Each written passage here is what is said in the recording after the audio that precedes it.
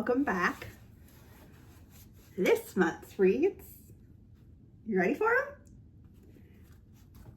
them? Okay, so this month I read 12 books.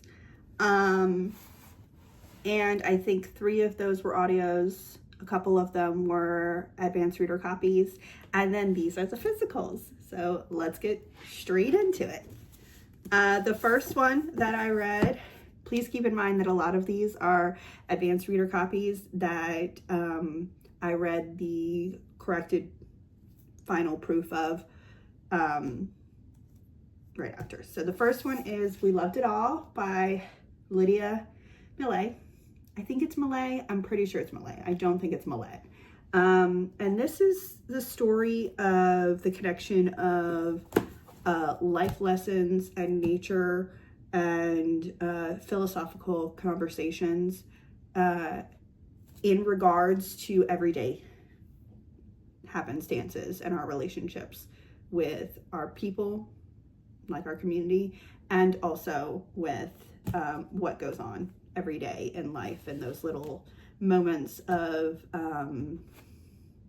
just like things like watching a leaf fall, watch a beetle move, watch ants build their pile, watching a bird fly, those things, and how beautiful they are in life and how we can respect them in the story of life, the tree of life.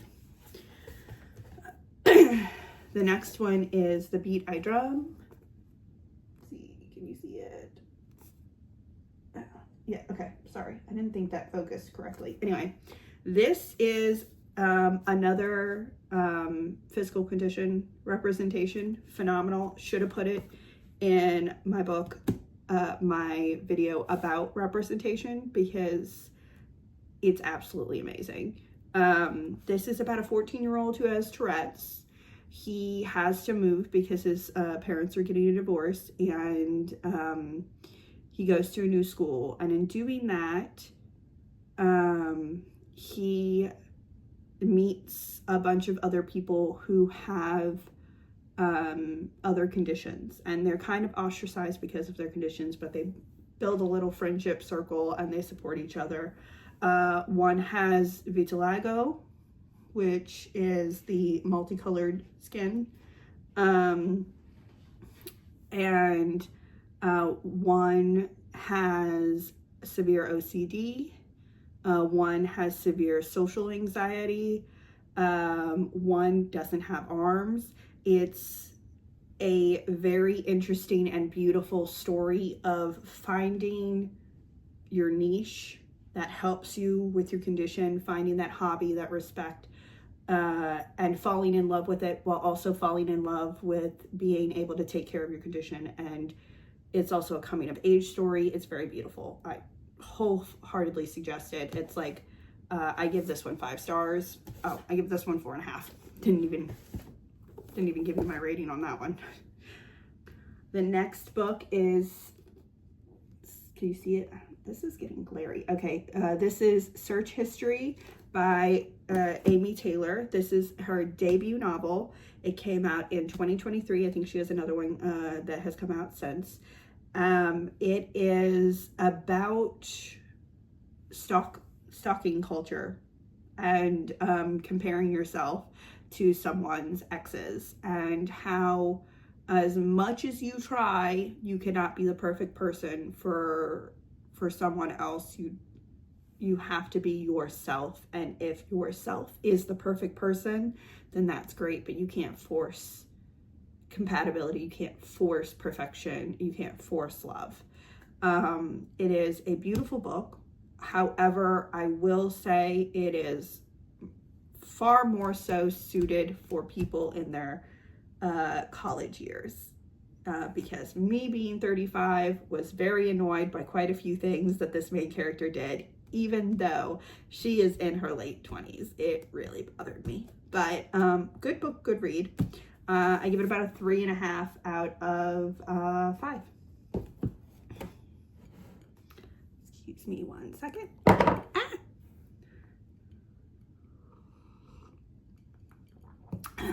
The next one is Always Happy Hour by Mary Miller. This is a beautiful book. It's a bunch of short stories of different perspectives of stories and getting over relationships, taking care of yourself, taking care of day-to-day things, while also having mental struggles, while also going through the regularities of day-to-day life, work, losing a job, getting a new job, working with family members who you usually don't get along with, intimate relationships, children, marriage, things, all those things. Very beautifully done. 4 out of 5 stars. Really easy. Again, no vision. There you go. Next one is The Perfect Escape by Suzanne Park. This was a good book. Suzanne Park might not be the author for me. I have read a lot of Suzanne Park, and I have to say that all of them leave me wanting more.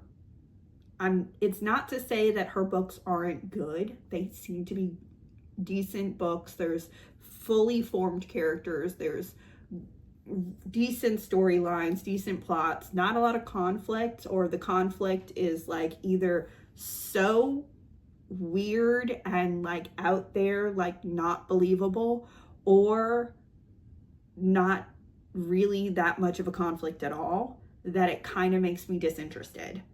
But it was a decent book. It's definitely YA. It's cute for very innocent teenagers, and I really love that. I think they need to be more innocent romances to support teenagers, because there are a lot of teenagers who do not have intimate relations with their significant others, and this is a good example of a way that you can have just a healthy, simple relationship with one, or a friendship that blossoms into more. So this is a nice simple 3 out of 5. And my last 2 are my 2 5 stars. So this next one is Summer in the City by Alex Astor. I was so hesitant to read this because I had very strong opinions on her other series, and her other series were YA, and I didn't hate her series, her fantasy series at all. Like, I actually really enjoyed them, but they weren't, in my opinion, super duper unique. But I thought it was they were okay. And then someone suggested Summer in the City to me. Hey, look, I can do this. And, nope, it's gonna fall. Maybe not do that. And I was like, okay, it's only like 200 and something pages. Yeah, it's like 290. It's almost 300 pages on the dot. And I loved every minute. He falls first, which is like one of my favorites. He continues to try and try and try. And it's about learning about yourself. It's about being successful in your own right and not leaning on another person. And it's about money not being the only important thing, but also respecting and honoring people who do believe that money is the only important thing, because that is their belief, and you are not allowed to tell them otherwise, unless of course they work in government, and then F you. But this was phenomenal. Parker was a great character. He's phenomenal. Who doesn't want a billionaire boyfriend? Like, come on. Elle was great. Their quips were wonderful. It's just such a quick, fun, simple novella read, and I love it. And I even don't mind that I kept the thing on. Also, I will say, like, this part of the book was so cute. So cute. And all of the chapters have these little pictures at the top that have to do with what the chapter is about, and that's just super cute too. But I loved it. This is 5 stars. And then my last 5 star, I love me some Hazelwood. I met Hazelwood. What the hell, Leslie? Ali Hazelwood. I love Ali Hazelwood. I met her in Austin when I met Isabel Ibanez and Rebecca Ross for the book tour for Graceless Heart. And I don't have, this one's not signed. I did have another one signed by her. This is one of her novellas that was originally an audiobook, and then everyone loved it so much that they were begging her to make it into an actual physical book for everyone. So she did, and it's great. And it's one of, I mean, I love all of Ali Hazelwood's books, but like, it's one of my favorites. The colors are beautiful. It's about two rivaling programmers, not programmers, but designers for a book, Leslie, use your words, video game companies, and they're smaller, and they have a bid for a very famous game that was based off of a book series. And